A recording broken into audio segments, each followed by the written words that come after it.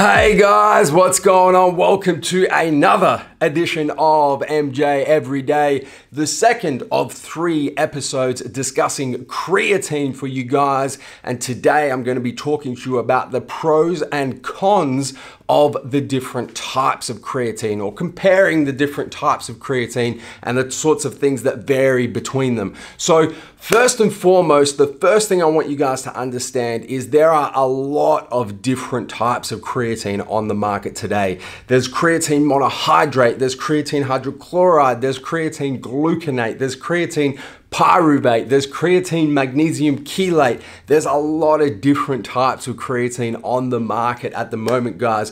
And the one thing that is really crucial to understand is that all of these types of creatine are eventually going to provide the same effect.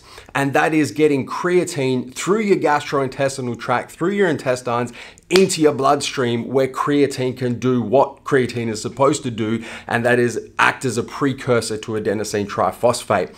The reason why creatine is not available just as creatine without anything attached to it is because free-form creatine is not stable. So it needs to be attached to another compound to make it stable, so that we can produce a powder from it and have an ingestible form of creatine that we can consume and go through our gastrointestinal tract and then actually get into the bloodstream as creatine. So all of these different types of creatine are effectively the creatine compound bonded to another compound or compounds that make creatine stable so that we can consume it. So your creatine monohydrate is creatine bonded to monohydrate. Creatine hydrochloride is creatine bonded to hydrochloric acid. Creatine pyruvate is creatine bonded to pyruvic acid, so on and so forth. So they're all different methods of effectively delivering creatine into our bloodstream so that the creatine can act as a precursor to ATP.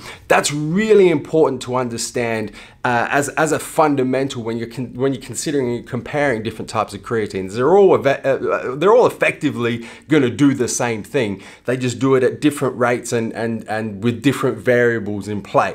So what I want to do for you guys, because there's so many different types of creatine on the market, and if I was to do a video for you guys and go through every single one of them, it's going to take probably an hour or 2 to go through them. So what I'm going to do for you guys in this episode of MJ Everyday is compare a few of the pros and cons, or compare a few of the variables from the 2 top selling types of creatine that we see here at MassiveJoes. And I'm going to use as the basis for the example, literally the 2 top selling types of creatine that we have at MassiveJoes. So we're going to compare creatine monohydrate to creatine hydrochloride, which are by far the 2 most popular types of creatine that we see come through MassiveJoes. And the examples I'm going to use from a monohydrate perspective is Optimum Nutrition micronized creatine powder, which is a 100% micronized creatine monohydrate powder. And then from a creatine hydrochloride, I'm going to show you guys Creation Supplements HCl Pure, which is a 100% pharmaceutical grade creatine hydrochloride powder. So when we compare the pros and cons of these different types of creatine, there's really 5 different variables that we can kind of look at and compare how the 2 creatines stack up against each other. We've got bioavailability, or how easily your body is able to actually get creatine from that particular form into the bloodstream. We've got serving size, which kind of ties into bioavailability. We've got gastrointestinal stress, or how easily a type of creatine is processed through your gut and whether or not it's going to upset your gut. We've got puffiness, or water retention, so to speak. And then finally, we've got price. So starting with bioavailability, one of the disadvantages of creatine monohydrate is that it's not very bioavailable. So our bodies are not able to get a lot of the creatine in a monohydrate form into the bloodstream so it can act as a precursor to ATP. It's not very bioavailable, it's not very absorbable, is probably another word to describe it. Whereas creatine hydrochloride is very bioavailable, very absorbable. Our body is able to get a lot of the creatine from the hydrochloride form into the bloodstream, where the creatine can do what it does best. Flowing on from that bioavailability, obviously that's going to affect serving size. If your body is not able to absorb as much of the creatine from monohydrate, your serving size is going to be a lot bigger. So your typical daily serving size for creatine monohydrate is going to be between 10 to 20 grams. Whereas your creatine hydrochloride, because the bioavailability is a lot higher, your typical serving size is about 10% of that, so 1 to 2 grams. So your effectively, your bioavailability of creatine hydrochloride is about 10 times as good as it is with monohydrate, and therefore your serving size is a lot smaller in hydrochloride than it is monohydrate. Flowing on from that, you then look at gastrointestinal effects. So because the serving size of monohydrate is a lot bigger, people often report that it upsets their stomach, that it's going to cause gastrointestinal distress, that it's going to, just give them stomach ache or those sorts of effects. It's not very easy to digest because there's a big dose of the active ingredient that's hitting your stomach at one point in time.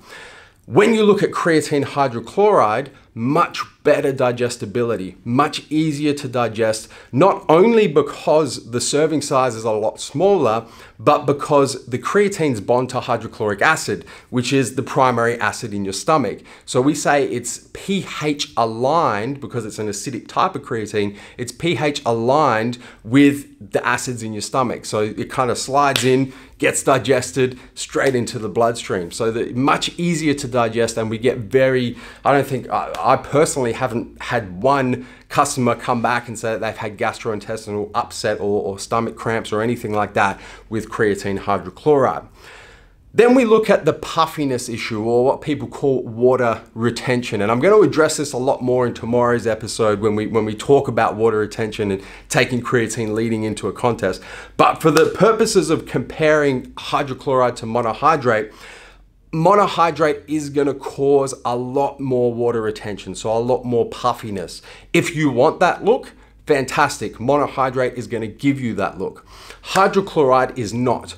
Hydrochloride is going to cause very little water retention and therefore not a lot of puffiness. So it's a personal thing. Some people want that puffy, swollen type look. Some people don't. And the two types of creatine, monohydrate will give you that look. Hydrochloride won't give you that look. And then the final thing that we can compare these two main types of creatine, guys, is price. So creatine monohydrate, the OG creatine, been around since the beginning of creatine. It was the original type of creatine, has the most science done study on this type of creatine, on monohydrate, because it's been around for so long and because it's used in so many different products. It's very, very cheap, very, very good value for money. And to compare, if you're looking at this particular product in this particular size at MassiveJoes, we've got 114 serves of creatine monohydrate. We retail this for $29.95 Australian dollars. On the other hand, creatine hydrochloride hasn't been around for as long, is therefore not used by as many companies in their creatine products, and is therefore much more expensive than hydrochloride per serve. So to make the comparison, this tub of Creation Supplements Creatine HCl Pure, less serves, so you're talking 100 grams, 100 serves compared to 114, retails for $79.95. So almost three times the price of your monohydrate.